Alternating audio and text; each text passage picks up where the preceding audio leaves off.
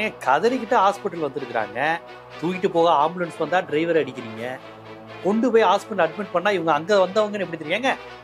பொண்டாட்டி சொல்லிட்டு வந்தா அப்ப உயிரோட இல்லைன்னு புருஷன் கதறாரு. 1.5 வயசு குழந்தை செத்து போயிடுச்சுன்னு சொல்றாங்க. அப்ப எங்கேயோ செத்து போன 1.5 வயசு குழந்தைய தாவைக்கா மாநாட்டில் வந்து யூஸ் பண்றாங்களா? அதாவது ஒரு குற்ற உணர்ச்சி வேணும், கதறி அழணும்.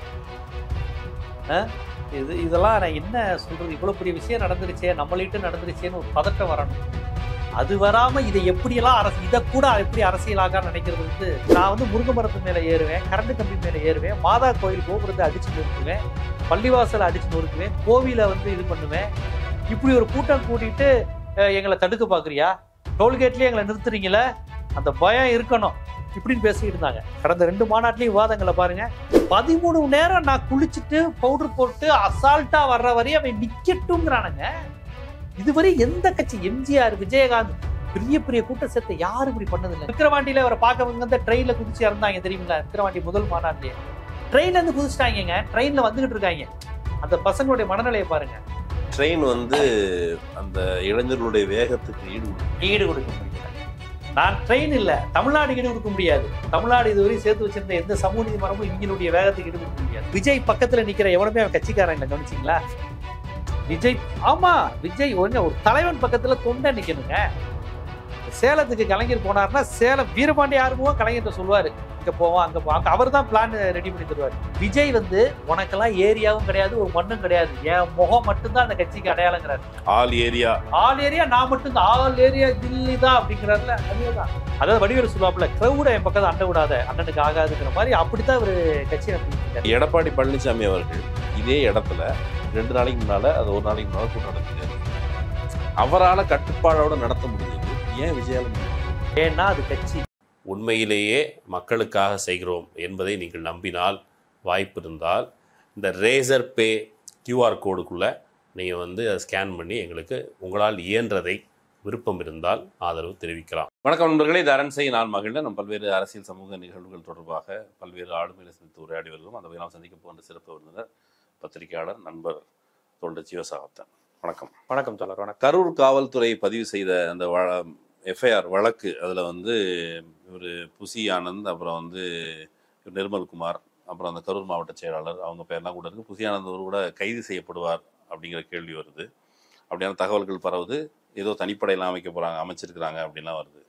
இன்னொரு பக்கம் விஜய் மேலே ஏன் அந்த வழக்கு தொடரப்படல, விஜய்க்கு அந்த பொறுப்பு இருக்குது அப்படிங்கிற கேள்விகளும் எழுது. நீங்கள் என்ன எப்படி பார்க்குறீங்க? இல்லை, விஜயெல்லாம் கைதெல்லாம் செய்ய மாட்டாங்க. நான் குறிப்பிட்ட மாதிரி அவர் கதறி அழுகிற மாதிரி வீடியோங்கிற கான்செப்ட் தான் வரப்போகுது. அவரை இது பண்ணாங்கன்னா பாஜக வந்து இப்போ அவரையே கைது செஞ்சுட்டாங்க அப்படிங்கிற மாதிரிலாம் பண்ணுவாங்க. அது பச்சாதாபம் தேடுறதுக்கு தான் உதவும் விஜய். கண்டிப்பா அவரை கைது நடவடிக்கை சட்டப்பூர்வம், அவருக்கு இதை பொறுப்பு இருக்கா இல்லையா? ஃபர்ஸ்ட் பொறுப்பு இருக்குங்கிறத கான்செப்ட் வந்து மக்கள் மத்தியில் அந்த உணர்வு வரணும். சட்ட ரீதியாக நடவடிக்கைங்கிறது செகண்டரி. மக்கள் வந்து ஒரு நடிகனுக்காக இப்படி கூடியிருக்கோமே, தயவு செய்து அவங்க வந்து என்னடா தமிழ்நாட்டில் இப்படி ஒரு கூட்டம் இருக்கான்னு வருத்தப்படணும். ஆனால் அந்த புசியானது போன்ற மற்றவர்கள், அதாவது அந்த பொறுப்பாளர்கள், போலீஸ் சொல்லியும் கேட்காதவங்க, இந்த இதில் நாங்கள் பண்ண மாட்டோம்னு சொன்னவங்க, அதுக்கப்புறம் அவங்க பின்தொடர்வதை தடுக்காதவங்க, இதெல்லாம் கட்சிக்காரங்க தானே தடுக்கணும். மதிமுக ஒரு நிகழ்ச்சி நடத்தினா ஒரு மிலிட்ரி மேன் மாதிரி நிற்பாங்க தெரியுமா? மதிமுக வாலண்டியர்ஸ். அவங்க யாருன்னா கட்சிக்காரனை வழிபடுத்துறதுக்கு. இவங்க கட்சிக்காரனை வழிபடுத்த மாட்டாங்க. கட்சிக்காரன் மீது எப்போ கோவப்படுவாங்கன்னா விஜயை நோக்கி பாய்ந்து வந்தால் மட்டும்தான் அவங்க கோவப்படுவாங்க ஒழிய, அவனுக்குள்ள அவன் அடிச்சுக்கிறது, அவனுக்கு தண்ணிக்காக அடிச்சுக்கிறது, சாப்பாடு இல்லைன்னு அடிச்சுக்கிறது, லேடி ரிப்போர்ட்டரை கிண்டல் பண்ணி டான்ஸ் ஆடுறது, இதெல்லாம் ஒழுங்குபடுத்த மாட்டாங்க.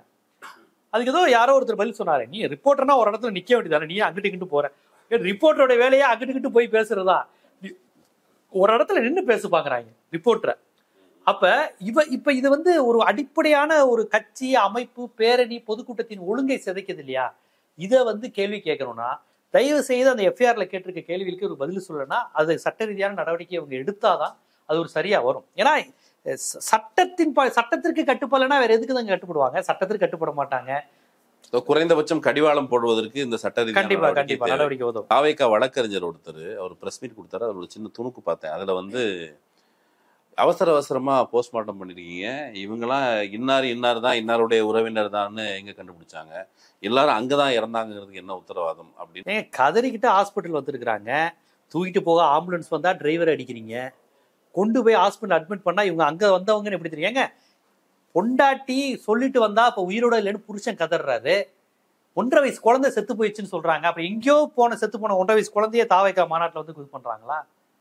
அதாவது ஒரு குற்ற உணர்ச்சி வேணும், கதறி அழணும். இதெல்லாம் நான் என்ன சொல்றது, இவ்வளவு பெரிய விஷயம் நடந்துருச்சே, நம்மளிட்டு நடந்துருச்சேன்னு ஒரு பதட்டம் வரணும். அது வராம இதை எப்படியெல்லாம் இதை கூட எப்படி அரசியலாக நினைக்கிறது வந்து இதுக்கு மேல என்ன சொல்ல, இவங்களை எப்படி நம்ம பாக்குறது?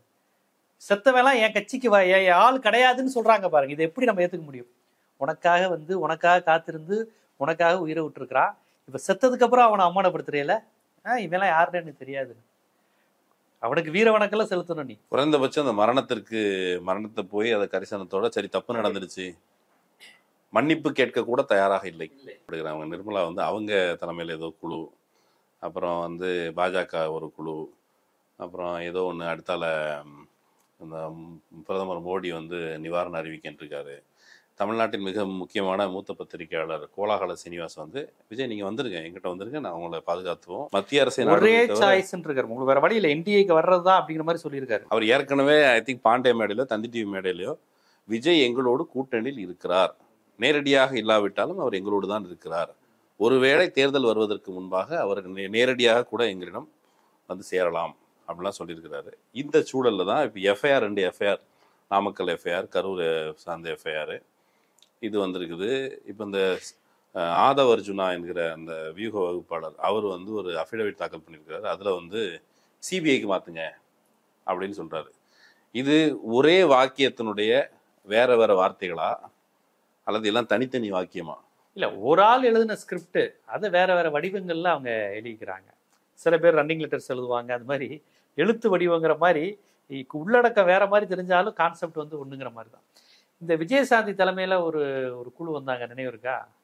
அந்த ஒரு மாணவியை வந்து மதம் மாத்துறாங்க அப்படின்னு மைக்கேல்பட்டிங்கிற கிராமத்துல. அது குழு என்னாச்சு, ரிசல்ட் எதுவும் தெரியல. ஆனா வேகமா வந்தாங்க. ஐயோ, இங்க இந்த ஸ்கூல் கடைசியில சிபிஐ விசாரணைன்னு சொல்லி அதுல ஒண்ணுமே இல்லைன்னு ஆயிடுச்சு. உண்மையில வேகமா வந்தாங்க விஜயசாந்தி. அது தமிழ்நாடுங்கனால விஜயசாந்தி தலைமையில போட்டு விட்டாங்களா என்ன எதுன்னு தெரியல. ஏன்னா மற்றவங்களுக்கு வேற யாரும் தெரியல, விஜயசாந்தி மட்டும் தான் தெரிஞ்சு. விஜயசாந்தி தலைமையில் ஒரு மாணவிக்கு தான் சொந்த மதத்துல இருக்க முடியல, அதை விசாரிச்சு எடுக்க போறாங்கன்னாங்க. அண்ணாமலை விடமாட்டேன்னாரு. இப்ப அந்த இஷ்யூலாம் என்ன ஆச்சுன்னே தெரியல. அப்ப இந்த சென்ட்ரல் கவர்மெண்ட் அந்த அமைப்புகள் இங்க வருதுனாலே ஒண்ணுமே இல்லாத பிரச்சனைக்கு வருவாங்க, இல்லைன்னா ஏதாவது பிரச்சனையை உருவாக்க வர்றாங்க அப்படின்னு தான் பார்க்கணும். மதம் மாத்துறாங்க, கிறிஸ்தவர்களுடைய ஆதிக்கம்வாங்க, அது என்னாச்சுன்னு தெரியல. இப்ப பாருங்க, இந்த பிரச்சனையில விஜய் தாமதமா வந்தாரு அப்படிங்கிற விஷயத்தையே வலதுசாரிகள் சொல்றதே கிடையாது. ஒரு 13 மணி நேரம் ஒரு அப்பாவி மக்களை தன்னை சினிமாவில் பார்த்து ரசிச்ச பாவத்துக்காக, அந்த கொடூரத்துக்காக 15 மணி நேரம் நிக்க வச்சிருக்காரு. இதை சொல்லாம எல்லாருமே அப்படியே ஸ்கிப் பண்ணிட்டு திமுக பண்ணியிருக்குமோ, செந்தில் பாலாஜி பண்ணியிருக்குமோ, இவர் ஆதவர்ஜுனா சமூக விரோதிகள் நுழைஞ்சிட்டாங்களோ அப்படின்னு. இந்த குழுல ஸ்டாண்ட் வித் விஜய் எனக்கு புரியவே இல்லை. செத்து போனது 40 பேர், ஸ்டாண்ட் வித் அந்த 40 மெம்பர்ஸ் ஃபேமிலின்னு சொல்லணும், ஸ்டாண்ட் வித் கரூர் இன்சிடென்ட்னு சொல்லணும். இது பாதிக்கப்பட்ட மக்களை பக்கம் நிக்காம யாரை பார்க்க வந்து செத்து போறாங்களோ அவர் பக்கம் நம்ம நிக்கணுமா? இல்ல, அவர் ரொம்ப வருத்தப்படுறாரு, கவலைப்படுறாரு, அவருக்கு ஒரு துக்கத்துல இருந்திருக்கும். அண்ணா நீங்க அதுல இருந்து மீண்டு வந்துருவீங்க. இப்ப இன்னைக்கு கூட காலைல ஊடகங்கள்லாம் கூட அவர் வீட்டுக்குள் முடங்கி கிடந்த விஜய் வண்டியை எடுத்துக்கொண்டு கிளம்பி, அவர் எப்பவுமே வீட்டுக்குள்ள தானே இருக்காரு. ஏதோ இந்த சம்பவத்தை ஏதோ அவர் மக்களா ரெகுலரா நிக்கிற மாதிரியும், மக்களோட வாக்கிங் போற மாதிரியும், உழவர் சந்தைக்கு போய் இன்னைக்கு விலை நிலவரம் என்னன்னு கேட்கிற மாதிரியும், மழை வெள்ளம் புயல் வந்துட்டா உடனே களத்துல நிக்கிற மாதிரியும், விஜய் அந்த மாதிரி வேட்டியை கட்டிட்டு ஒரு கூட்டத்தை ஒழுங்குபடுத்துற மாதிரியும், இந்த மாதிரி அவர் எதுவுமே செஞ்சது இல்லையே. உங்கள் விஜய்ங்கிறத கூட தனியா தானங்க அடியாட்களோட தானங்க பாடி வர்றாரு. நான் உங்களுக்கான ஆளுங்கிறத அடியாளை வச்சுக்கிட்டு சொல்லுவானா, ஆனா விஜய் சொல்லுவாரு. இல்ல, இந்த குறிப்பிட்ட விஷயம் நீங்க சொல்றீங்களே, தாமதமாக வந்தது, தெரிந்தே இந்த மக்களை காத்திருக்க வைத்தது, தவறான தகவல் சொன்னது, 12 மணிக்கு வந்ததான்னு சொல்லிட்டு நைட்டு போல வந்தது, அப்புறம் இந்த என்வரான்மெண்ட்டை கிரியேட் பண்ணது இருக்குல்ல. இப்போ ஒருத்தர் ஒரு பத்திரிகைக்கு கொடுத்த பேட்டியில அவர் சொல்லியிருக்கிறாரு, மத்தியானத்துல இருந்து வைப்லேயே வச்சிருந்தாங்க. ஒரு பக்கம் ட்ரம்ஸ் முடிஞ்சதுன்னா அதுக்கப்புறம் பாட்டு, மத்தியானத்துல இருந்து வெயில்ல அந்த பாட்டும் ட்ரம்ஸும் ஒரு வைப்லேயே வச்சிருக்கிறதுக்கு கொஞ்சம் எனர்ஜி எக்ஸாஸ்ட் பண்ணிடுச்சு. அதுக்கப்புறம் விஜய் வர்றாரு. விஜய் வரும்போது அந்த வேன் உள்ள வருது, அதுக்கு சின்ன ஸ்டாம்பேட், விஜய் வர்றதுக்காக பக்கத்து வீட்டில் தகரம், அப்புறம் மரத்து மேலே மரமாகாத ஒரு மரத்தின் மேலே ஏறி நின்று அப்புறம் கொப்பு முடிஞ்சு விழுது. இது எல்லாம் நடந்திருக்குது. இது ஏன் இந்த அரசியல்வாதிகள், நான் சொன்ன சீமான் அவர்கள் இதை தம்பி வருத்தப்படுவாங்க என்ன இருந்தாலும் அப்படின்ட்டு. இது என்னன்னா, பண்ணையார்கிட்ட வேலை பார்க்கும்போது பண்ணையாருக்காக வெயிட் பண்ணி ஒரு தீ விபத்துல ஒரு 40 பேர் செத்து போயிட்டா எல்லாரும் பண்ணையார்ட்ட போய் கேதங்க பாயும் போல இவங்கலாம். நீங்க வருத்தப்படுவீங்க, 40 பேர் செத்து போயிட்டாங்க இனி கூலி வராதுன்னு வருத்தப்படுவீங்க. பாவம், இன்னொரு 40 பேர் கிடைச்சிருவாங்க. கோபாலகிருஷ்ணன் நாயுடு அப்படி செஞ்சிருக்க வாய்ப்பு கிட்டத்தட்ட வண்டியில இவங்கெல்லாம் அந்த காலத்துல இருந்திருந்தா கோபாலகிருஷ்ணன் நாயுடு போய் கேட்டிருப்பாங்க. இப்படி ஆயிடுச்சுங்களா ஸ்டாண்ட் வித் கோபாலகிருஷ்ணன் ஐயா? அதுவும் 44 தானே அந்த எண்ணிக்கையும்? 44. சரிங்க, அடுத்து இப்ப வேலை பார்க்க யார கூட்டி வருவீங்க? 44 பேர் ஒரே நேரம்னா வேலை ஆள் கிடைக்காதுங்களையா? உங்களுக்கு எவ்வளவு துயரம், எவ்வளவு துயரம் வந்து. ஆனா இதுல பாருங்க, உங்க மேல கூட பழி போடுறாங்க பாருங்க. நீங்க அந்த பக்கம் போய் லைட்டா அப்படி இறங்கி நின்றுப்பீங்க, உங்க ரேஞ்சுக்கு நீங்க அங்கெல்லாம் போவீங்களா? இது நீதிமன்றத்துல வந்த வார்த்தைங்க, தெரியல உங்களுக்கு? கோபாலகிருஷ்ணன் நாயுடு செஞ்சிருப்பாரான்னு கேட்டதுக்கு அவங்க சொன்ன பதில், ஏங்க அவருடைய ஸ்டேட்டஸுக்கு அவர் வந்து அந்த பகுதிக்கு போவாரா, அந்த பகுதியில போய் பண்ணுவாராங்கிறாங்க. இப்ப கிட்டத்தட்ட 2025 அப்ப அன்னைக்கெல்லாம் இந்த அளவுக்கு கம்யூனிசம், ஒரு ஆன்டி ஃபியூடல் மைண்ட் செட் இல்லாத காலகட்டம் 1965 67. இன்னைக்கு தனி மனித உரிமை பேசுறான், பெண் உரிமை பேசுறான், தலித் உரிமை இருக்கு, ஹியூமன் ரைட்ஸ், இவ்வளவு அரசியல் வந்துருச்சு. அது அரசியலா செய்யறானா இல்லையோ, என்ஜிஓக்கள் இதை வச்சு நிறைய அரசியல்லாம் வந்துருச்சு. இந்த காலகட்டத்திலும் இவ்வளவு ஓப்பனா நான் பண்ணையார் அரசியல் தான் செய்வேன் அப்படின்னு வர்றாருங்க. இன்னைக்கு பெரியார திட்டுறவன் கூட எப்படி திட்டுறான்? பெரியார் என்ன தலித்துகளுக்கு செஞ்சாரு? பெரியார் தமிழுக்கு ஒண்ணுமே செய்யல. பெரியார் வந்து பெண்களை ரொம்ப இழிவுபடுத்தினாராமே. இப்படின்னு பெரியார் தலித்துகளுக்காக பாடுபட்டாரு. பெரியார் தமிழர் உரிமைக்கு தான் பேசினாரு. பெரியார் பெண் உரிமை தான் பேசினாரு. திட்டும்போது கூட இப்ப எப்படி தெரியுமா? பெரியார் மண்ணுங்கிறீங்க, இன்னும் ஜாதி ஒளியில, அப்படிதான் திட்டுறான். இதுவே பெரியார் கொள்கை கிடைத்த வெற்றி. பெரியார் திட்டும்போது கூட பெரியார் கொள்கையை சொல்லி திட்டுற அளவுக்கு வலதுசாரிகளை இங்க நம்ம தமிழ்நாடு உருவாக்கி வச்சிருக்கு. ஆனா விஜய் அவர்கள் இவ்வளவு வெளிப்படையா ஒரு பண்ணையார் அரசியலோட வந்து நின்றுக்கிட்டு பேசுறதுங்கிறது ரொம்ப மோசமா இருக்கு. ஏங்க நான் ஒரே ஒரு விஷயங்க, நீங்க 1008 சொல்லுங்க, 8:45 இருந்து வர்றேன்னு சொன்ன நீ 2 மணிக்கு வந்ததுக்கும், 12 மணிக்குன்னு சொல்ற நீ 7 மணிக்கு வந்ததுக்கும் இன்னைக்கு வரையும் அவர் காரணம் சொல்லல. விடுதலை சிறுத்தைகள் திருமாவளவன் அது ஒரு ரைட்ஸ் போல பார்க்கப்பட்டு, பண்ணையாரியா நான் உங்களை பார்க்க வரேன், என்னை போய் நீ டயத்துக்கு வர சொல்லுவேன். நீ எனக்கு டயத்துக்கு வரணும், வேலைக்கு அறுப்புக்கு நீ கரெக்டா வரணும். நான் பண்ணையாரு சும்மா உங்களுக்கு தரிசனம் தர வரேன், நான் பார்க்க வருவேன், நல்ல வேலை நடக்குது. ஆமா, நான் பண்ணையார் வருவேன், என்னை நாளை போனா பாத்துக்கோ, என்னை நாளை போனா கும்பிட்டுக்கோ, நாளை போனா பொண்ணு கல்யாணத்துக்குலாம் என்னை கூப்பிடு, உதவி செய்யறேன், அந்த மைண்ட் செட்ல இருக்கிறாருங்க அவரு. அதனால அவர் வந்துகிட்டு இப்படி ஒரு நிலையில இருக்கிறாரு. ஜனநாயக அரசியல் உரையாடல் இல்ல இதுல கிடையாது. ஆதவ் அர்ஜுனா ஒரு அபிடவிட் தாக்கல் செஞ்சிருக்கிறார், சிபிஐ விசாரணை வேண்டும். ஆமா, சமூக ஒரு இது நுழைஞ்சிட்டாங்க. செந்தில் பாலாஜிக்கு பின்னாடி இது பாஜக ஸ்கிரிப்டுங்க. நான் அது ஆரம்பத்திலேயே சொன்னேன், அந்த டெல்லியில இருந்து குழு வரணும், டெல்லியில இருந்து விசாரிக்கணும், இவங்க சொல்லிட்டாலே ஏதோ பிரச்சனை ஆரம்பிக்குது அப்படின்னு தான் அர்த்தம். இப்ப வேற ஒண்ணும் இல்ல, இவங்க வந்து விஜய் பாஜக கூட்டணி, அது நேரடியாகவும் இருக்கலாம், இல்ல இபிஎஸோட சேர்த்து வைக்கிறதாவும் இருக்கலாம். ஏற்கனவே இபிஎஸ் விஜய் தான் கூட்டணி வைக்க போறதா ஒரு 7 மாசத்துக்கு முன்னாடியே கிட்டத்தட்ட பேசினாங்க. துணை முதலமைச்சர் 75 சீட்டு இப்படிலாம் பேசினாங்க. நானே பேட்டி எடுத்தேன், பலர் அப்படிலாம் சொன்னாங்க. நல்லா பாருங்க, எடப்பாடி விஜய் திட்டவே மாட்டார், அப்படியே அமைதியா இருந்தார். எடப்பாடி விஜய் முடிஞ்சா விடுதலை சிறுத்தைகள், ஆதவ அர்ஜுனா முதல் டார்கெட்டே விடுதலை சிறுத்தைகளை விஜயோட சேர்த்துடணும். ஏன்னா தலித், ஆமா, தலித்துகளுக்கு அவமானப்பட கிடைக்கிறாங்க திமுகல, ஏன்னா கொடியேற்ற விட மாட்டேங்கிறாங்க, என்னென்னமோ சொன்னாரு. ஆனா கடைசியில் இப்ப அவர் தலித் முதல்வர் யார் நிப்பாட்ட போறாங்கன்னு தெரியல. ஆதவ அர்ஜுனா இப்ப தலித் முதல்வர் யாரும் நிப்பாட்டுற மாதிரி தெரியல, விஜயை தான் முன்னிலைப்படுத்துறாங்க. ஸோ எனக்கு தெரிஞ்சு இபிஎஸ் விஜய் கூட்டணி வருவதற்கான வாய்ப்பு வந்து அதிகமா இருக்குங்க. அதை பாஜக சேர்ந்தே பண்ணும். இல்லைன்னா பாஜக தனியா அண்ணாமலை தலைமையில ஒரு அலைன்ஸ் மாதிரி நான் வச்சுக்கிறேங்கிற மாதிரி சொல்லிட்டு இபிஎஸ் காரணம் காட்டி ஒரு சண்டை போடுற மாதிரி போட்டுட்டு, அண்ணாமலை, தினகரன், பாரதிய ஜனதா, ஓபிஎஸ் தனி அணி மாதிரி போயிட்டு, இபிஎஸ் ஏடிஎம்கேயும் விஜயும் நிக்கிறாங்க. எப்படி விஜயகாந்தும் ஜெயலலிதாவும் நின்னாங்களோ, நின்று எதிர்கட்சி கூட இல்லாம கலைஞர் போனாரோ, அப்படி ஒரு நிலைக்கு கொண்டு வர போறோம் அப்படின்னு கடைசி நேரத்துல ஒரு கும்பத்தையும் ஒரு வேவையும் ஒரு முண்டு பண்ணுவாங்க. ஏன்னா அதிமுகவுக்கு அந்த இது வந்து ரொம்ப கை கொடுக்கும் எப்பவுமே. ஐயோ என்னை தோக்கடிச்சிட்டாங்க, எம்ஜிஆர் 1980 சொன்னாரு, நான் என்ன பாவம் செஞ்சேன், ஆட்சியை கலைச்சாங்க, இது பண்ணிட்டாங்க, கேன்சல் பண்ணிட்டாங்க. ஆமா, அது மட்டும் இல்லாம அந்த நேரத்துல கலைஞரும் அந்த அலைன்ஸ், இந்த காங்கிரஸ் எம்பி சுப்பிரமணியன் சண்டை, அது ஒரு ரீசன். 84 ஐயோ எம்ஜிஆர் படுத்த படுக்கையா இருக்காரு, இந்திரா காந்தியை சுட்டு கொண்டுட்டாங்க, வாயிலா பிள்ளைக்கு ஒரு ஓட்டு, தாயிலா பிள்ளை ராஜீவ்காந்திக்கு ஒரு ஓட்டுன்னு சொல்லி 84 மிகப்பெரிய வெற்றி. அதுக்கு 87 அவர் உயிரோடைய இல்லை. அதுக்கப்புறம் பாருங்க 91 ராஜீவ்காந்தி செத்துட்டாரு. அதுக்கு முன்னாடி வரையும் காங்கிரஸ் ஓட்டு குறைவா தான் இருந்தது. இங்க ராஜீவ்காந்தியை கொண்டுட்டாங்க, ராஜீவ்காந்தி கொண்டுட்டாங்கன்னா அடுத்த பேசு தமிழ்நாடு அடிச்சுட்டு ஜெயிச்சிச்சு. கலைஞரும் பருதி மட்டும் தான் ஜெயிச்சாங்களா, கலைஞர் மட்டும் தான் ஜெயிச்சாருங்கிற மாதிரி அந்த தோல்வி படுதோல்வி திமுக. அதற்கு அதே மாதிரி இந்த ஒரு அனுதாப கான்செப்ட் இருக்கிறதுனால கடைசி இந்த டிசம்பர் ஜனவரி மாதத்துல பாத்தீங்களா, விஜய் கட்சிக்காக ஒரு 40 பேரை இவங்க திமுக திட்டமிட்டு பண்ணிருச்சு, சமூக விரோதிகளை அனுப்பிருச்சு, ஒரு நியாயத்தை தட்டி கேட்க ஒரு மனுஷன் வந்தான், இப்படி பண்றாங்களே அப்படின்ட்டு பாருங்க. உண்மையான பாஜக விட்டுட்டு எடப்பாடி திமுக ஒழிக்கிறது தான் நம்ம ஒரே நோக்கம். இந்த கான்ஸ்பிரசி தியரி எல்லாமே, செந்தில் பாலாஜி கான்ஸ்பிரசி தியரி எல்லாமே விஜய்க்கு ஒரு பரிதாபத்தை ஏற்படுத்துவதற்கு அதை கிட்டத்தட்ட இந்த 2 நாள்ல ஓரளவு சாதிச்சிருக்காங்க. பொதுமக்கள் மத்தியில விஜய் நல்லா வந்துகிட்டு இருக்காருல்ல, கூட்டம் வருதுல்ல, அதுக்காண்டி திமுக பண்ணுச்சு அப்படிங்கிற மாதிரியான ஒரு கும்பத்தை திட்டமிட்டு உண்டு பண்றாங்க. ஏன்னு கேட்டீங்கன்னா, இந்த மாதிரி ஒரு சம்பவம் நடந்தோன்னா அரசியல் கட்சிகள்லாம் யார் பக்கம் நிக்கணும்? பாதிக்கப்பட்ட மக்கள் செத்துட்டான், செத்து போன வீட்டுக்கு தான் எல்லாரும். தம்பி விஜயனுடைய மனநிலையை நான் புரிஞ்சுக்கிறேன். அவர் மீண்டு வரணும்னா எனக்கு புரியல. யாருமே உன்னுடைய 13 மணி நேர தாமதத்துக்கும் உன்னுடைய பண்ணையார்த்தனத்துக்கும் இத்தனை பேரை ஒரு ரசிகரை பலி கொடுத்துட்டீங்கிறது பேசுறது இல்ல. ஒரு ஒழுங்கின்மையான கூட்டங்கிறத பேசுறது இல்ல. ஏங்க ஒரு போலீஸ், நான் வந்து முருங்கை மரத்து மேல ஏறுவேன், கரண்ட் கம்பி மேல ஏறுவேன், மாதா கோயில் கோபுரத்தை அடிச்சு நொறுக்குவேன், பள்ளிவாசலை அடிச்சு நொறுக்குவேன், கோவிலை வந்து இது பண்ணுவேன். இப்படி ஒரு கூட்டம் கூட்டிட்டு எங்களை தடுக்க பாக்குறியா? டோல்கேட்லயே எங்களை நிறுத்துறீங்களே, அந்த பயம் இருக்கணும் இப்படின்னு பேசிட்டு இருந்தாங்க. கடந்த 2 மாநாட்டிலையும் விவாதங்களை பாருங்க. சார் இவங்க எங்களை அலோவ் பண்றதே இல்லை சார், நாங்க கேட்குற இடத்த கொடுக்கறது இல்லை, டோல்கேட்லயே எங்க பசங்களை நிப்பாட்டிடுறாங்க சார். எவ்வளவு அடக்குமுறை தெரியுமா? அதை மீறி வந்த கூட்டம்னு.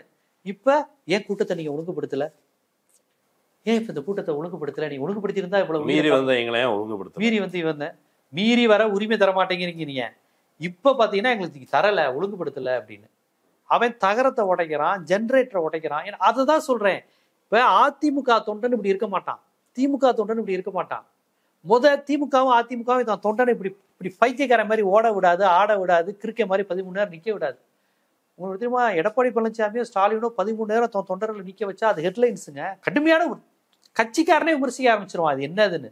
அப்படி 13 மணி நேரம் வந்தாருன்னா தமிழ்நாட்டுல வேற ஏதோ அசம்பாவிதம் நடந்திருக்கு, அதை முடிச்சுட்டு அவர் வர்றாருன்னு. அப்படிதான் அலட்சியமா தொண்டர்களையோ மக்களையோ 13 மணி நேரம் நான் குளிச்சுட்டு பவுடர் போட்டு அசால்ட்டா வர்ற வரையும் அவன் நிக்கட்டும்ங்கிறானுங்க.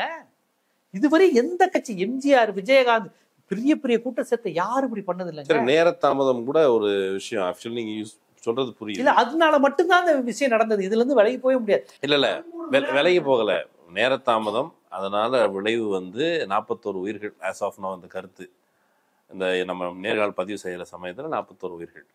இப்ப இந்த 41 உயிர்கள் இறந்து போயிருக்குது. தலைவர் எப்படி மீண்டு வருவார் அப்படிங்கிற ஒரு சந்தேகமும் ஆவலும் இருக்குது. தலைவர் மீண்டு வரணும், இப்ப திரும்ப வந்து பொது வெளியில வந்து பேசணும். அவர் இப்போதைக்கு ட்வீட்டு போஸ்ட் அப்படியே இருக்குது. ட்வீட்ல நான் வந்து ரொம்ப மனதை உடைஞ்சு போயிட்டேன், ரொம்ப துயரம். அதை கூட கரூர்ல பதிவு செய்யல, சென்னைக்கு வந்து ஆலோசிச்சு என்ன மாதிரி போடலாம், வார்த்தைகளை போடலாம்னு பார்த்துட்டு தான் அவர் போட்டிருக்காரு. முதல் பத்திரிகையாளர்கள் சந்திக்கல, அந்த துயரம் காரணமாக பத்திரிகையாளர் சந்திக்கல. இல்லைன்னா ஒரு பத்திரிகையாளர்ல வாரம் சந்திக்கிறாரா? ஏங்க நீங்க சுற்றுப்பயணம் வரீங்களே, என்ன செய்ய போறேன்னு ஒரு பிரஸ் மீட் கொடுத்துட்டு வைங்களேன். ஏங்க அண்ணாமலை பத்திரிகையாளர் சந்திக்கிறாரு, சீமான் சந்திக்கிறாரு. சீமானுக்கு பத்திரிகையாளர் சந்திப்பு மட்டும்தான் அரசியல். ஸ்டாலின் சந்திக்கிறாரு, எடப்பாடி பழனிசாமி. இவங்க சந்திக்கும் போதெல்லாம் அவர்களை நோக்கி எதிர்கேள்விகள் மட்டும் தானே கேட்கப்படுது. செந்தில் பாலாஜி 10 ரூபா கூட வச்சு விற்கிறாருங்கிற கேள்வியை ஃபேஸ் பண்ணி தானே சிஎம் பதில் சொல்றாரு. ஒரு பத்திரிகையாளர் அவர் வந்து என்ன சொல்றாரு, பேட்டிக்கு கூப்பிட்டு இருந்த பொழுது, சரி எங்க ஆஃபீஸுக்கு வாங்கன்னு கூப்பிட, சார் உங்க ஆஃபீஸ்க்குலாம் வந்து அப்புறம் அடிதடி சட்டம் ஒழுங்கு பிரச்சனையாயிரும், ஏன்னா நீங்க வந்து பாருங்கன்னு சொல்லி விஜய் சொன்னதாக ஒரு பதிவு செஞ்சிருக்கிறார். அவருக்கு வந்து கீழே இறங்கினா ஒரு கூட்டம் கூடிரும் அப்படிங்கிற ஆர்வம் இருக்குது. ஐ மீன் ஒரு எண்ணம் இருக்குது, சட்டம் ஒழுங்கு கெட்டக்கூடாது அப்படிங்கிற அந்த லைன் இருக்கிறதாக அவர் எழுதுறாரு. அப்புறம் வந்து ஒரு மாபை கிரியேட் பண்றாருன்னா அந்த பத்திரிகையாளர் எழுதுறாரு. நீங்க சொல்றதை படி பார்த்தா அவருக்கு அதெல்லாம் கிடையாது, மாவு கூடணும், மாபு தன்னை பற்றி 15 மணி நேரம் எல்லாரும் பேசணும், எனக்காக வெயில்ல நிக்கணும். டூயட்னு ஒரு படம் வந்துச்சு, தமிழ் படம். அதுல பிரகாஷ்ராஜ் ஹீரோவா இருப்பாப்புல. அந்த பேனாவை கீழே வேணும்னே போடுவாப்புல, உடனே அதை எடுத்துறதுக்கு ஒரு 100 பேர் போவான். அதை வந்து அப்படி கருவமை பார்த்தில நான் யாருன்னு அப்படின்னு. அதே கேரக்டர் தான் படத்துல ஹீரோவா நடிக்கிற இவங்கெல்லாம் பிரகாஷ்ராஜோட மோசமான வில்லன்கள் நிஜத்துல. பிரகாஷ்ராஜ் நிஜத்துல அப்படி இல்லை பாவம். இவங்க படத்துல பிரகாஷ்ராஜ் கேரக்டர் தான் உண்மையிலே கேரக்டர். வி சேகர் ஒரு படம் எடுத்திருப்பாரு, நீங்களும் ஹீரோன்னு. படத்தை பார்த்துருக்கீங்களான்னு தெரியல. அதுல நிழல் ரவி வந்து ஹீரோ, ரஜினி மாதிரி எம்ஜிஆர் மாதிரி காமிப்பாங்க. அவனை ஹீரோ அவன் நல்லவே நம்பி அந்த கிராமத்து பசங்க ஃபுல்லா வேலை பார்ப்பாங்க. அதுல ஒருத்தன் கரண்ட் கம்பியில வந்து செத்து போவான். அப்ப இவன் தண்ணி அடிச்சுட்டே சொல்லுவான், ஏய் இவங்க சாவாங்க, நான் வந்து பாக்கணுமா, நான் ரொம்ப இதே வார்த்தை வரும் அந்த சீனை பாருங்க. இப்ப மனம் அதே வார்த்தையங்க 1986 போய் சொல்லு அப்படின்ட்டு அவன் சொல்லுவான், நான் ரொம்ப மனம் உடைஞ்சிருக்கேன்னு போய் சொல்றான், இப்படி என்னால வந்து பார்க்க முடியும்னு. அதே மாதிரி கரூர்ல செத்து போனவனை நேர்ல வந்து பார்க்காம சென்னையில போய் உட்காந்துட்டு மனம் நொறியிருக்கேன்றாரு. வெளியில வரணும், பொது வெளியில் வந்து மக்களை சந்திக்க வேண்டும். அந்த அந்த பேரியர் இருக்குல்ல, அந்த பேரியரை கடக்கணும். அதுக்கு விஜய்கிட்ட என்ன இல்ல, அவர் மக்களை சந்திக்கலாம் மாட்டாருங்க. இல்லைங்க, மக்கள்கிட்ட பேசணும்ல. வீடியோல ஃபர்ஸ்ட் வீடியோ மாதிரி ஒன்று அழுதுகிட்டே ஒன்று போடுவாங்க. இந்த ஜெயலலிதாட்ட பம்மி நின்று ஒரு வீடியோ போட்ட மாதிரி இவர் வந்து நான் வந்து அம்மா அப்படிங்கிற மாதிரி இவர் கதறி கூட அழலாம். ஏன்னா அடிப்படையில் ஒரு நடிகர். ஆனால் இவர் படத்தில் கூட அழுகிற சீன் வந்து பெரிய லெவலில் இவருக்கு இருக்கு. எனக்கு துல்லாத மனம் துள்ளுல கொஞ்சம் அழுகிற சீன் வந்தது, பாத்ரூமில் போய் அழுவார். அதுக்கப்புறம் இவர் நான் அழுகிற சீனை பெருசாக நான் பார்த்ததில்லை. அநேகமாக இப்போ அவர் ஒரு மிகச்சிறந்த நடிகராக இருக்க வாய்ப்பு இருக்குது. இத்தனை ஆண்டு கால 30 வருஷ சினிமா நடிப்பினுடைய ஒட்டு மொத்தத்தையும் சாரத்தையும் இறக்க வாய்ப்பு இருக்குது. அழுதுகிட்டே இப்படி பண்ணிட்டாங்க, நான் உங்களை பார்க்க வந்தேன், என்னுடைய எனக்கு வரலட்சியை பார்த்து பிடிக்கல, என் குழந்தைங்க, என் தம்பிங்க, என் நண்பா நண்பி, இல்லாட்டி விட்டுருங்க நண்பா, போதும் நண்பா, நம்ம நீங்கள் உயிரோடு இருக்கணும், எனக்கு அதுதான் ரொம்ப முக்கியம். இதெல்லாம் நடக்கும்னா அப்படி விட்டு இல்லை இவரை விட்டுறக்கூடாதுன்னு மக்களே இவரை கூட்டி வர மாதிரியான விஷயங்கள்லாம் இவங்க பண்ணி அந்த மாதிரி கூட இவர் பண்ணலாம். அதையும் உட்காந்து 4 பேர் சொல்லுவான், நாட்டை திருத்த ஒருத்தர் வந்தாரு, அவரையும் வரட்டிட்டாங்கல்ல, அவர் என்னதான் செஞ்சார் இதுவரையும், ஆனால் அவர் வந்தாருங்க அப்படிங்குவாங்க. 200 கோடியை விட்டுட்டு வந்தாரு பாருங்க சம்பளத்தை. என்ன மனுஷன். அனிமல் தான் அரசியல்வாதியா இருக்க முடியும், குறைஞ்சபட்சம் சமூக மனிதனா இருக்கணும். இவர் சமூக மனிதனும் இல்லை, பொலிட்டிக்கல் அனிமலும் கிடையாது. இவர் ரொம்ப ரொம்ப சுயநலவாதி. அவர் இதை தவிர்த்து அவருக்கு வேற இவர் எதுக்காக அரசியலுக்கு வரணும்னு நினைக்க போறாரு? அதுவும் இவங்க வரணும், வந்தோடனே முதலமைச்சர் ஆகணும். சின்ன வயசுல இருந்தே மகனுக்கு இருந்துச்சு அப்படின்னு சொல்றாரு. சின்ன வயசுல இருந்தே ரஜினி அப்படிதான் சொல்றாரு. சின்ன வயசுல இருந்தே அவர் அதனாலதான் நாளைய தீர்ப்புன்னு பேர் வச்சாங்களாமா. ஒரு அரசியல் உணர்வு உடையவராக இருந்தா இவருடைய படங்கள்ல அந்த அரசியல் உணர்வு எதுவுமே எடுபடலையே. ஏங்க இவர் நல்லா கவனிச்சுக்கோங்க, இவர் ரஜினி ரசிகர். எல்லா படத்துலையும் நான் ரஜினி ரசிகர்னு காமிப்பார். அண்ணாமலை தம்பி இங்க ஆட வந்தாண்டால இருந்து பாபா மாதிரி எனக்கு ஒரு முத்திரை இருக்குன்னு காமிச்சதுல இருந்து ரஜினி ரசிகர்கள் கைத்தட்டு வாங்கியே வளர்ந்தவர் இவர். என்னைக்கு சீமான அரசியலுக்கு வந்தாரோ, ரஜினி தமிழர் இல்லைங்கிற அரசியல் வந்துச்சோ, உடனே என்ன இருந்தாலும் எங்க தமிழன் விஜய்னு சீமான் பேச ஆரம்பிச்சாரோ, உடனே மெர்சல்லாம் ஆள போறான் தமிழன்னு வச்சாரு. அந்த படத்துல எம்ஜிஆர் ரசிகரா தன்னை காமிச்சுக்கிட்டார் மெர்சல் படத்துல. அடுத்து வந்து பிகில்லையும் தன்னை எம்ஜிஆர் ரசிகரா காமிச்சுக்கிட்டார். அப்புறம் அந்த மெர்சல்ல வந்து இங்கிட்ட எம்ஜிஆர் ஸ்கிரீன்ல நடப்பாரு, இவர் அப்படி நடப்பார். நல்லா கவனிச்சு பாருங்க, தன்னுடைய 40 படங்களுக்கு மேல ரஜினி ரசிகரா காமிச்சவர் திடீர்னு எம்ஜிஆர் ரசிகரா மாறினார். அதுலேயே இவர் ஒரு கன்னிங் ஃபெலோ. இவருக்கு எம்ஜிஆருக்கு எந்த சொந்தம் இல்லை. அவங்க அப்பாவுக்கு எம்ஜிஆர் பிடிக்கவே பிடிக்காது. எம்ஜிஆர் கிட்ட திட்டு வாங்கினால்தான் அவர் உரிமை குரல் ஷூட்டிங்ல அவரே பதிவு செஞ்சிருக்காரு. நாளையிலேருந்து இவனை நான் பார்க்கவே கூடாதுன்னு சொன்னாராம் எம்ஜிஆர். எஸ்சி அதில் ஓடினவர் தான். அந்த கோபத்தில் தான் எம்ஜிஆர் ஆட்சியில் ஃபுல்லாக ரேப் நடக்குதுன்னு படம் எடுத்தார். நீங்கள் எம்ஜிஆர் எஸ்சி படம் எடுத்த படமெல்லாம் பாருங்க, போலீஸ் ஸ்டேஷன் ரேப்பு எல்லாம் எம்ஜிஆரை தாக்கி தான். ஸோ இவர் திடீர்னு எம்ஜிஆர் ரசிகராக மாறுறாரு, தமிழர் அரசியலை கையில் எடுக்கிறாரு. அது புரியுது, சீமானும் தமிழ் தேசியம்ங்கிறது வருது, பிறப்பால தமிழரான்னு டெஸ்ட் பண்ண ஆரம்பிச்சிட்டாங்கடா ரஜினி எல்லாம் அப்படின்னோடனே, நான் எதுக்கு ரஜினி பின்னாடி நின்றுக்கிட்டு அந்த இதுக்கு போகணும், நான் வந்து தமிழ்ன்னு அந்த அரசியல், அவ்வளவுதான். சுயநலங்க. இவர் உடனே தமிழ் தேசிய அரசியல், இவர் தமிழர் அரசியல் உணர்வாளரா? ஒரு மண்ணும் கிடையாது.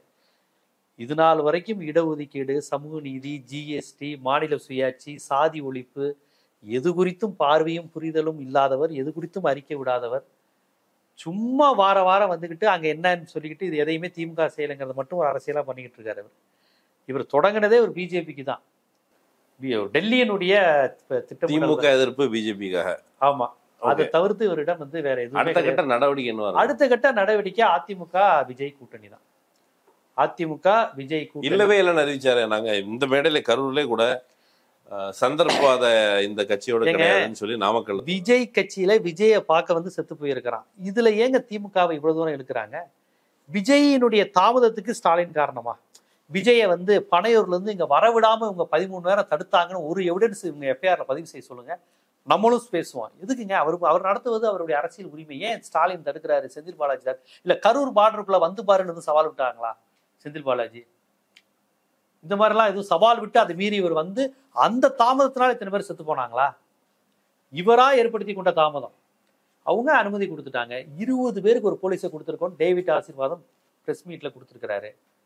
இதை எதையுமே அவங்க மறுக்க முடியல. கூட்டம் அதிகமா இருக்கு, கொஞ்சம் முன்கூட்டியே பேசிருங்க, கூட்டம் அதிகமாகுதுன்னு இருக்கிறாங்க. அதையும் அவங்க கேட்கல.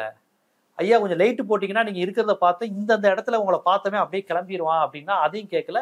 இங்கேயும் கூட்டம் வரட்டும், அப்படியே பின்னாடி நாய் மாதிரி அம்பிட்டு பேரும் வந்து பார்க்கட்டும்னு வர்றாங்க. அவன் நாமக்கல்ல பார்த்து பின்னாடி இவருடைய காரை தொடர்ந்து போகிறான். அது ஒரு இதற்கெல்லாம் போலீஸ் எப்படிங்க பொறுப்பாக முடியும்? 10,000 பேருங்கிறீங்க, 26,000 பேர் வரான். அவன் திருப்பி நாமக்கல்ல இருந்து கரூர் வரான். போலீஸ் என்னதான் பண்ண முடியும்? கேட்டா டோல்கேட்ல தடுக்கிறாங்கன்னு விவாதத்தில் உட்காந்து பேசிக்கிட்டு இருக்கிறாங்க. அதுல ஒருத்தன் விஜயை பார்க்க போறேன்னு சொல்லி டயருக்குள்ள விழுகுறான். அப்பயும் விஜய் கீழே இறங்கி வரல. அந்த ஒரு வீடியோ பாத்தீங்களா? ஒருத்தன் டயர் லாரி இந்த வேன்ல விழுகுறான். அவன் உயிரோட இருக்கிறான்னு நினைக்கிறேன். இல்லாட்டி அது ஒரு டெத் கேஸ். விஜய் வந்து நிப்பாட்டி போறீங்களா இல்லையான்னு கேட்டுருக்கணும். விஜயகாந்த் இந்த இப்படி நடந்துருந்தான்னு வச்சுக்கோங்களேன், காரை நிப்பாட்டு இருப்பாரு விஜயகாந்த். நிப்பாட்டி, ஏன்னா 1000 இருந்தாலும் இருந்தாலும் ஒரு மனுஷங்க, இன்னொரு மனுஷன், ஏதாவது கொள்கையெல்லாம் விடுங்க. இப்ப உங்க பின்னாடி ஒரு 20 பேர் ஆபத்தான நிலையில வர்றாங்கன்னா நீங்க எப்படி அந்த வெஹிக்கிள்ல டிராவல் பண்ணுவீங்க? நீங்க அரசியல் தலைவரா இருக்கணும். நிப்பாட்டி, என்னப்பா என்ன பிரச்சனை, ஏய் கிளம்புங்கப்பா, இதை விட்டு இதாகிட போறீங்க அப்படின்னு சொல்லுவீங்களா இல்லையா? உங்க பின்னாடி உங்க டயர்ல ஒருத்தன் விழுகுறான், இவர் அப்படியே வந்துகிட்டு இருக்கிறாரு. ஏங்க அவர் ரசிக்கிறாருங்க. என் பின்னாடி இத்தனை பேர் இருக்காண்டா. பழகருப்பையா அந்த அங்காடி திருப்படத்துல டைலாக் பேசுவாரு, நான் இப்படி சாப்பிட்டு எச்சிக்கை இப்படி தூக்கி போட்டா அதை நக்குறதுக்கு 1000 காக்கா இருக்குடாங்குவாரு. நான் ஒரு முதலாளி, இப்படி போட்டா வந்து சாப்பிடுறது வேலைக்கு, ஐயா இவன் போனாடா எச்சியை திங்கிறதுக்கு ஆள் இருக்காங்க. அதே மனநிலைங்க சினிமாவில் வர கொடூர வில்லன்கள் தான் விஜயுடைய மைண்ட் செட். அப்ப எனக்காக காத்திருக்கிறான். உங்களுக்கு தெரியும், நான் எழுதி வச்சுக்கோங்க, செத்து போனது மட்டும் 2 பேரா இருந்துச்சுன்னு வச்சுக்கோங்க, 2 பேர் மட்டும் செத்து இருந்தானா விஜய் உள்ளூர சந்தோஷம் கூட பட்டிருப்பாரு. பார்த்தீங்களா நம்ம கூட்டத்தில்? ஏன்னா 2 பேர்னா இவ்வளவு பரபரப்பா இருக்காது. மூச்சு திணறல, யாரோ ஒருத்தர் இறந்துட்டாரு, 2 பேர் இறந்துட்டாரு, குழந்தைங்க சாகாம யாரோ ஒரு இவரை வந்து மூச்சு திணறல. ஏன்னா விக்கிரவாண்டியில அவரை பார்க்க வந்து ட்ரெயின்ல குதிச்சு இறந்தாங்க தெரியுமில்ல? விக்கிரவாண்டி முதல் மாநாட்டிலேயே ட்ரெயின்ல இருந்து குதிச்சுட்டாங்க. ட்ரெயின்ல வந்துகிட்டு இருக்காங்க. அந்த பசங்களுடைய மனநிலையை பாருங்க. ட்ரெயின் வந்து அந்த இளைஞர்களுடைய வேகத்துக்கு ஈடு கொடுக்க முடியல. நான் ட்ரெயின் இல்ல, தமிழ்நாடு ஈடு கொடுக்க முடியாது. தமிழ்நாடு இதுவரை சேர்த்து வச்சிருந்த எந்த சமூக நீதி மரபும் இவங்களுடைய வேகத்துக்கு ஈடு கொடுக்க முடியாது. சமூக நீதி மரபு இருக்குல்ல, இது மீதான அட்டாக் நடக்கும்போது இந்த சமூக நீதி அரசியலை தாங்கி பிடிப்பவர்களுக்கு கூடுதலான கவலையும் அச்சையும் வரணும் இல்லையா? அந்த காஷியஸ்னஸ் இருக்குன்னு நம்புறீங்களா? எச்சரிக்கை உணர்வு இருக்குதா? இல்ல, வேலைகள் நிறைய செய்யணும் இன்னும். ஏன்னா இளைஞர்கள் அரசியலற்றவர்களா இருக்கிறாங்க. விஜய்க்கு போறதே நமக்கு அவமானமா இருக்கு. கண்டிப்பா. இதுல இந்த எஃப்ஐஆர்ல 2 விஷயம். 2 நாமக்கல்ல போட்ட எஃப்ஐஆர்லும் சரி, இங்க கரூர்ல போட்ட இருக்க எஃப்ஐஆர்லும் சரி, ஒரு கிரிமினல் நெக்லிஜென்ஸ். இப்போ காவல்துறை தரப்புல முழுக்க காவல்துறை வருஷன் அப்படியே நம்ம ஏத்துக்கணும்னு கிடையாது. ஏன்னா காவல்துறை தரப்புல சொல்லப்பட்ட 2லயும் பொதுவா இருக்கிற அம்சம் வந்து புசி ஆனந்த், அப்புறம் கூட இருந்த சிடி நிர்மல்குமாரோ மற்றவங்களோ எல்லார்ட்டையும் வந்து நாங்கள் அந்த ஏற்பாட்டாளர்கள்ட்ட சொன்னோம், எப்பா இப்படி கூட்டத்தை திரட்டுறீங்க, அதில் ஏதோ உயிர் சேதம் ஏற்பட வாய்ப்பு இருக்குன்னு சொன்னோம். அவர்கள் அந்த எச்சரிக்கையை அலட்சியம் செய்தார்கள் அப்படிங்கிற வார்த்தை 2லயும் பொதுவாக இருக்கு. இப்போ இந்த அலட்சியம் என்னவேங்கிறது சாகணுன்றது இருக்காதுல்ல. சாகணும்னு அவங்க எதிர்பார்த்திருப்பாங்களா இல்லையோ, ஆனால் அப்படி நடந்தா கூட இவங்க அவர்கள் மீது அக்கறை கொண்டவர்கள் கிடையாது, அந்த ரசிகர்கள் மீது அக்கறை கொண்டவர்கள் கிடையாதுங்க. ஏங்க ரசிகர் அந்த தொண்டர்கள் மீது அக்கறை கொண்ட தலைமை இப்படி அங்க செயல்படும். விஜயகாந்த் ஒரு மீட்டிங்ல பண்றாரு, நான் இவருக்கு கலைஞர் அண்ணான்லாம் இவரோட நான் ஒப்புற மாட்டேன், நான் விஜயகாந்த் கலைஞருக்கு. அவர் வந்து பேசி முடிச்சதுக்கு அப்புறம் ஒன்று சொல்றாரு, நீங்க எல்லாரும் திருப்தி முழுசா ஊர் போய் சேர்ற வரையும் எனக்கு தூக்கம் வராது, ஒரு தலைமை சொல்றது பார்த்துக்கோங்க அப்படின்னு பேசிட்டு இருக்கும்போது தொண்டர்கள்ட்ட இறங்கி அங்க ஏறாத பொம்பளையாளுக்கு தனியா இடம் ஒதுக்கி இருக்கலாம், அங்க போய் என்ன வேடிக்கை பார்த்துக்கிட்டு இருக்க, யாரு தான் கட்சி தொண்டரை திட்டுறாரு, அறிவில்லையா உனக்கு? விஜயகாந்த் வந்து இப்படி பேசுறாரு. ஏன்னு விஜயகாந்துக்கும் இந்த மாதிரி வெறித்தனமான ரசிகர்கள் தான், அன்பு கொண்டவர்கள் தான் இருந்தாங்க, வந்து நின்னாங்க. ஏன்னா விஜயகாந்த் பின்னாடி முடிச்சவங்களாம் மூலதனம், இந்த கேபிட்டலும் மார்க்சியத்தையும் படிச்சவங்க கிடையாது. விஜயகாந்த் ஏழைகளுக்கு சோறு போடுறாருங்கிற அந்த உணர்வை தாண்டி வேற அரசியல் அவங்களுக்கும் கிடையாது. ஆனா அவர் வந்து இப்படி கேவலப்படுத்தல, தொண்டர்களை இடித்துரைக்கணும்னு சொல்றீங்க. ஆமா, அது ஒண்ணு பண்ணலங்க. இவர் அந்த மாதிரி பண்ண மாட்டாங்க. ஏங்க இவங்க வந்து யார எந்த மாதிரி தொண்டர்களை இவர் அடிப்பாரு, உதப்பாரு, கண்டிப்பாருன்னா தன்னை நோக்கி பாய்ஞ்சு வரான் பாருங்க, அவனை வந்து அடியால விட்டு அடிப்பாரு, பிடிச்சு தூக்கி எறிஞ்சானுங்க பாருங்க வட இந்திய அந்த இவனுங்க அடியாட்கள், அப்படி பிடிச்சு அப்படி. ஆமா, மைக்கேல் மன்ன காமராஜன் அந்த இல்ல அவருக்கு இருக்கிறவங்க நார்த் இந்தியன்ஸ் சொன்னாங்க, ஏதோ மும்பைல இருந்து வந்தாங்க வட இந்தியன் சொன்னாங்க, எனக்கு தெரியல.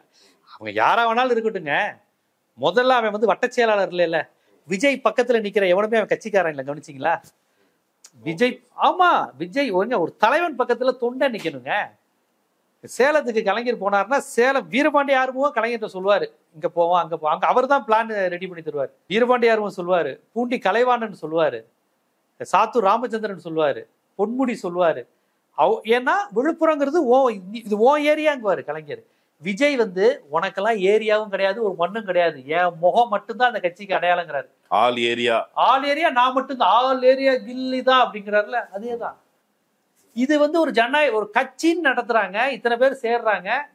ஏங்க இவர் பேசும்போது இவர் நிர்வாகிகள் எந்திரிச்சு நிக்கிறாங்க. இப்ப ஒப்பீட்டுக்காக கேட்கிறேன், இப்ப அண்ணா தொடங்கிய கட்சி திமுக தொடங்கும் பொழுதே அதுல ஸ்டால்வார்ட்ஸ் இருந்தாங்க, பெரும் பெரும் தலைவர்கள். அன்றைக்கே அவர்கள் வந்து மக்கள் மத்தியில அந்த ஒரு பெயர் இருந்தது, எப்பா இவங்கள்ட்ட எவ்வளவு பெரிய கூட்டம்ட்டு. இப்ப அவர்களுக்குன்னு தனித்த அடையாளம் இருந்தது, சிறப்பு தன்மைகள் இருந்தது. அப்படிதானே ஒரு கட்சி வந்து ஒரு டெமோக்ராட்டிக் ஸ்பேஸ்ல இப்பவும் கூட மாவட்ட செயலாளர் அதுன்னு சொல்ல, நான் கட்சி தொடங்கின காலகட்டத்தில் இவர்கள் அண்ணாவை அடையாளமாக சொல்வதால் இப்ப அவ்வளவு தலைவர்கள் இருந்தாங்களே. இந்த பக்கம் இந்த கட்சிக்கு அப்படி தலைவர்கள் ஆதவ அர்ஜுனா, புசி ஆனந்த், அப்புறம் வந்து சிடி நிர்மல்குமார், இந்த பேர் தான் தெரியுது. அப்புறம் இன்னொருத்தர் மறைமுகமாக ஒருத்தர் இருக்கிறார், ஸ்ட்ராட்டஜிஸ்ட்னு சொல்லி வெங்கட்ராமன் ஒரு ஆடிட்டர் இருக்கிறதா சொல்றாங்க, பேர்லயே தெரியுது. ஆமா, அவங்களாம் இப்படிதான் இருக்குது. எந்த அடிப்படையில் அண்ணா மாதிரியான ஒரு மாற்றத்தை கொண்டு வருவேன் என்கிறார். எம்ஜிஆரும் கூட, எம்ஜிஆர்ட்டையும் அப்படியான ஆட்கள் இருந்தாங்க. எம்ஜிஆர் வரும்போது அவர் பக்கம் வந்து மதியழகன்ல இருந்து முக்கியமான தலைவர்கள், ஏன் சைதை துரைசாமி, எல்லாருமே ஆளுமைகள் வந்தாங்க. 80க்கு அப்புறம் நாவலர் வந்துட்டாரு, இவர் நாஜிர் மனோகரன் இருந்தாரு, பெரிய பெரிய ஆட்கள் இருந்தாங்க. இன்னும் சொல்ல போனா முக்கியமான அண்ணாவிடம் இருந்த பல பேர் எம்ஜிஆர்ட்ட வந்துட்டாங்க. கலை 73 கட்சி ஆரம்பிச்சப்ப கொஞ்சம் பேர் வந்தாங்க, எமர்ஜென்சி தாண்டோன்னு கொஞ்சம் பேர் வந்தாங்க, 2வது முறை ஜெயிச்ச உடனே திருப்பி வந்துட்டாங்க. அது மாதிரி பல பேர் வந்தாங்க. பண்ருட்டி ராமச்சந்திரன் இருந்தாரு, காளிமுத்து இருந்தாரு. யாராவது எம்ஜிஆர் மட்டும் தீர்மானிக்க முடியாது. இப்போ ஈழ பிரச்சனை எல்லாம் புலமை புத்தன், காளிமுத்து, எல்லாருடைய ரோலுமே அதிகம். திராவிட கண்ணோட்டம் கொண்டவர்கள், திராவிட கண்ணோட்டம் கொண்டவங்க இருந்தாங்க. அது மட்டும் இல்ல, இடஒதுக்கீடுக்கு எதிராக அவர் பண்ணப்பெல்லாம் டக்குன்னு சரி செஞ்சுக்கிட்டாரு. ஓ அப்படியா அப்படிங்கிற மாதிரியான விஷயங்கள் நடந்தது. பெரியார் நூற்றாண்டு விழா சுப்புலட்சுமி ஜெகதீசன் சமூக நீதித்துறை அமைச்சராக இருந்தபோது அவ்வளவு சிறப்பா நடத்தினாங்க. எல்லா இடத்துலையும் பெரியார் வளைவுகள், பொன்மொழிகளை அவர் எழுதி போட்டாரு. பெரியாருடைய எழுத்து சீர்திருத்தத்தை பண்ணாரு. ஸோ இதெல்லாம் எம்ஜிஆருக்கு யோசிச்சாரோ இல்லையோ, எம்ஜிஆரை சுத்தி உள்ளவங்க சொன்னதை கேட்டாரு, பெரியாருக்கு செய்யணும் அப்படின்னு. ஈழத்தமிழர்களுக்கு செய்தது ஏன் இங்க அது நடக்க மாட்டேங்குது? இப்போ வந்து அவரை சுத்தி இருக்கிற ஆட்கள், நான் சொல்றேன், அவங்க யாரும் அப்படியான ஆலோசனை சொல்வதாக, அல்லது குறைந்தபட்சம் இப்போ வந்து என்ன எப்படி, இப்போ இந்த கீழே வந்து மயங்கி விழுந்துட்டாங்க கரூர்ல, அதை மேலே வந்து ஆக்சுவலி விஜய் வரைக்கும் அங்கே போனதாக நமக்கு தெரிஞ்சு அந்த காட்சிகளை பார்க்கும்போது விஜய் வரைக்கும் போகலை. விஜய்கிட்ட அதிகபட்சம் போனது ஒரு குழந்தை காணாமல் போச்சு, அதான் நமக்கு விஷயம் தெரிஞ்சுது. அந்த ஸ்டாம்பேட் வந்து அங்கே இருக்கிற மக்கள் பலரும் சொல்வது போது, விஜய் போகிறதுக்கு முன்னாடியே தொடக்கத்திலே அவர் விஜயோடைய வண்டி வரும்போது அந்த அலைமோதன் வந்துருச்சு. அப்போ அந்த கிரவுண்டில் நீங்கள் கரூர் முழுக்க என்ன நடக்குதுன்னு இல்லை, தன்னை வண்டியை சுற்றி என்ன நடக்குதுன்னு கூட அவர்கிட்ட சொல்லாமல் எப்படி அவர் மேனேஜ் பண்ணுறாங்க? இது விஜயோடைய சுய விருப்பம் மட்டும்தானா? எனக்கு இதெல்லாம் வேண்டாம்ப்பா, நான் வர்றேன், பேசுறேன், பெர்ஃபார்ம் பண்ணுறேன். விஜய் வந்து அவர் ஒரு பண்ணையார, எங்க பக்கத்துல வட்ட செயலாளர் இல்லை. இப்ப கரூர்ல ஒரு மாவட்ட செயலாளரா மதியழகனோ வெற்றியழகனோ ஒருத்தர் இருக்காராம். இதுவரையும் யாருக்காவது தெரியுமா நமக்கு? கரூர்ல இருக்க தாவேக்காரங்களுக்கு தெரியுமா? எஃப்ஐஆர் வந்தது மூலமாகத்தான் நமக்கு தெரியுது. பிரச்சனை அதாவது வடிவேலு சொல்லுவாப்புல, கிரௌட என் பக்கத்தை அண்டை விடாத, அண்ணனுக்கு ஆகாதுங்கிற மாதிரி. அப்படித்தான் இவர் கட்சி நடத்திக்கிட்டு இருக்காரு. திமுகவுடைய அடையாளம் ஸ்டாலின், உங்களுக்கு ஆராசா, திருச்சி சிவா, உதயநிதினு வர்றதுக்கு முன்னாடியே அந்த மாவட்ட செயலாளர் மூலமா போவாங்க. தாமோ அன்பரசனா இருக்கட்டும், பழக்கடை இவர் பாண்டி, ஜே அன்பழகன், இவங்கெல்லாம் மக்களுக்கு தெரியும். திமுக காரன்னா ஒரு டி நகர்ல இருக்க ஃபர்ஸ்ட் அந்த கட்சி மாவட்ட செயலாளர், ஒன்றிய செயலாளர், இவங்க முகங்கள் தெரியும். இவர் அது எனக்கு வேணாங்கிறாரு, நான் மட்டும்தாங்கிறாரு. இது எப்படி ஒரு கட்சி நடத்த முடியும்? ஒரு சென்ட்ரலைஸ் சிஸ்டம். ஆமா, இதுக்கு எதிரானது தானுங்க திராவிட இயக்கமும். அண்ணாவுடைய கொள்கையே இன்க்ளூசிவ் growth. இவர் முழுக்க மையப்படுத்தப்பட்ட அதிகாரம், சென்ட்ரலைஸ்டு, மையப்படுத்தப்பட்ட அதிகாரத்தை கொண்டு அரசியல் வடிவமாகவே வைத்திருக்கக்கூடியவர். போலித்தனமா கூட அதை கொண்டு வர தயாரா இல்லை, ஒரு ஏமாத்துத்தனத்து கூட. ஓப்பனா ஒரு சர்வாதிகாரத்தனம். இவர் வந்து அண்ணாவை குறிப்பிடுறாரு. அண்ணா வந்து முழுக்க முழுக்க எதை செஞ்சாலும் அது எல்லா சாதியினருக்கும், எல்லா பிரிவினருக்கும், கடைக்கோடியில் உள்ள எல்லா மாவட்டத்தினருக்கும் போகணும். அண்ணாவுடைய ஸ்கீமே அதான், இன்க்ளூசிவ் growth. இந்தியாவும் அப்படிதான் இருக்கணும். டெல்லிங்கிறது எல்லா மாநிலத்துக்கும் சமமா இருக்கணுங்கிற அரசியல். ஆமா, எல்லாம் இன்க்ளூசிவ் growth. இதுல அண்ணாவை பத்தி சொன்னதுனால, அண்ணா வந்து ஒரு முறை கடற்கரையில நினைக்கிறேன், அவருடைய கட்சியின் மீது வந்து திமுகவினர் வந்து ரவுடித்தனங்கள் ஈடுபடுகிறார்கள், வன்முறைகள் ஈடுபடுகிறார்கள். அந்த கருப்பு கொடி ஆர்ப்பாட்டம் அந்த சமயத்துல. அப்போ நான் படிச்சதான் நினைவு, ஒரு கடற்கரையில தொண்டர்களை எழுந்திருங்கள் அப்படிங்க எழுந்திருக்கிறாங்க. உட்காருங்க அப்படின்னா உட்காந்துடுறான், திரும்ப எந்திரிங்க எந்திரிக்கிறான், உட்காடுறான். என்னுடைய ஒற்றை வார்த்தைக்கு நீங்க இப்படி கட்டுப்படுறீங்க. நான் நினைச்சா என்ன வேணாலும் செய்யலாம், நான் செய்ய மாட்டேன். நம்ம அமைப்புக்கு கட்டுப்பாடு முக்கியம். அந்த கட்டுப்பாடின் மீது மிக மிக ஆழமான பற்றுதல் கொண்டிருந்த அண்ணா வெர்சஸ் திஸ் அண்ணா. இவ்வளவு பெரிய கான்ட்ராஸ்ட் இருக்குது. அப்ப அண்ணாவை உள்வாங்குவது, அண்ணாவின் வழியாக அரசியல்படுத்துவது, அது அப்படி எதுவுமே இல்லையா? இப்போ எடப்பாடி பழனிசாமி அவர்கள் இதே இடத்துல 2 நாளைக்கு முன்னால, அது 1 நாளைக்கு முன்னால கூட்டம் நடத்திருக்காரு. அவரால் கட்டுப்பாடோட நடத்த முடிஞ்சது, ஏன் விஜயால முடியல? ஏன்னா அது கட்சி. அதிமுகங்கிறது ஒரு கட்சி, அதுக்கு ஒரு பாரம்பரியம் இருக்கு. கட்சி, பொதுக்கூட்டம், தெருக்கூட்டம், தெருமுனை கூட்டம், செயற்குழு, பொதுக்குழு அப்படின்னா என்னன்னு தெரியும். அது மக்களுக்காக தொடங்கப்பட்ட கட்சிங்க. திமுக, அதிமுக, பாமக, விசிகலாம் மக்களுக்காக, மக்களுடன் உரையாடுவதற்காக, மக்கள் பிரச்சனையை தீர்ப்பதற்காக பண்ணது. அந்த கட்சியிலோட நமக்கு முரண் இருக்கலாம், உடன்பாடு இருக்கலாம், அது வேற. ஆனா அவங்கெல்லாம் கட்சிங்கிறதுல எந்த சந்தேகமும் இல்லை. இது கட்சியே கிடையாதுங்க, இது ஒரு கும்பல். இவனுக்கு வந்து கூட்டம் கூடுறதுக்கு கொள்கை தேவையில்லை. பாமக காரனை நீங்க ஒன்று திரட்டுறதுக்கு சாதிவாரி கணக்கெடுப்பை பேசணும், அந்த கொள்கைக்காக வருவாங்க. விடுதலை சிறுத்தைகளை நீங்க சாதி ஒழிப்பையும் பெரியாரையும் ஈழ அரசியலையும் பேசினாதான் வருவாங்க. அந்த கொள்கையை சொல்லிதான் அந்த கூட்டம் வந்துச்சு. வெறுமனே திருமாவளவன் மீசையை முறிக்கிறதுக்கு அழகா இருக்குன்னு யாரும் அந்த மாதிரி நிறைய பேர் வச்சுக்குவாங்க. முதல்ல அவனை வர வச்சது அவர் பேசின தமிழ் தேசியம், சாதி ஒழிப்பு, பெரியாரையும் அம்பேத்கரையும் இரட்டை வாக்குரிமைன்னு தான் வந்தான். விஜய்க்கு அப்படியா வந்தாங்க? நான் தம் அடிக்கிற செயலை பார்த்து தனலட்சுமி விரும்புச்சுங்கிறது என் தலைவன் பாடினா, இந்த பாடலை பாடிக்கொண்டிருப்போம் உங்களுக்கு விஜய். அதுல இம்ப்ரெஸ் ஆனவன் வர்றான். ஷாம்பைன்னு தொடங்கட்டுமா, சரக்கு அடிக்கட்டுமான்னு கேட்டவுடனே அந்த குரூப் கொஞ்சம் பேர் வரான். இல்ல பாட்டிலுக்கு 10 ரூபான்னு இங்க பாடினாரு மேடையில. ஆமா, பாட்டிலுக்கு அவர் என்ன சொல்றாரு, மது பிரியர்களுக்கு குறைச்சு கொடுங்க, நல்லா தண்ணி அடிக்கட்டும் தானே அவர் சொல்றாரு. இவங்களுக்கும் மது ஒழிப்பு. ஏங்க, எனக்கு ஃபர்ஸ்ட் மது விலக்கு அரசியல் எனக்கு உடன்பாடு கிடையாது, அது வேற, நம்ம தனி டெப்தான சப்ஜெக்ட். அது மட்டும் இல்லை, இவருடைய ஆரம்பகால படங்கள்ல பெண்களை காமிச்சது வேற. இப்போ வர கூட்டம் பல பேர் அந்த படத்தை பார்க்காதவங்க, முடிஞ்சா பார்க்க சொல்லுங்க. விஷ்ணு, தேவா, ரசிகன், நாளைய தீர்ப்பு, மாண்புமிகு மாணவன், இந்த 5 படத்தை மட்டும் குடும்பத்தோட விஜய்க்கு ஓட்டு போடணும்னு நினைக்கக்கூடியவர்கள், அம்மா இந்த பேர்தாம்மா நாட்டை ஆளணும்னு நினைக்கக்கூடியவர்கள், நான் சொன்ன இந்த படத்தை முழுசா அம்மா, அப்பா, பாட்டி, தன்னுடைய குழந்தைகள், பெண் குழந்தைகள் கண்டிப்பா இருக்கணும், இந்த படத்தை பார்க்கணும். பார்த்துட்டு இவங்க முடிவு பண்ணட்டும், இவர் தான் அந்த நாட்டை ஆளணும், திமுகவை தூக்கிட்டு. ஓகே, இல்ல அவருடைய கொள்கைன்னு இது மட்டும் தான் எனக்கு தெரியுது. அதாவது இப்படி பார்த்தா எல்லா நடிகரும் தானேங்கிறாங்க. நான் எல்லா நடிகரையும் சொல்ல விரும்பல. இவர் களத்துக்கு வந்து நான் பெண்களை பாதுகாப்பேன்னு சொல்லும் போது நமக்கு கேள்வி வருது. இன்னொரு வாய்ப்புல பேசுவோம். கலந்து கொண்டு உங்கள் கருத்துக்களை பகிர்ந்து கொண்டமைக்கு நன்றி. நண்பர்களே, இன்னொரு வாய்ப்பில் சந்திக்கலாம். நன்றி.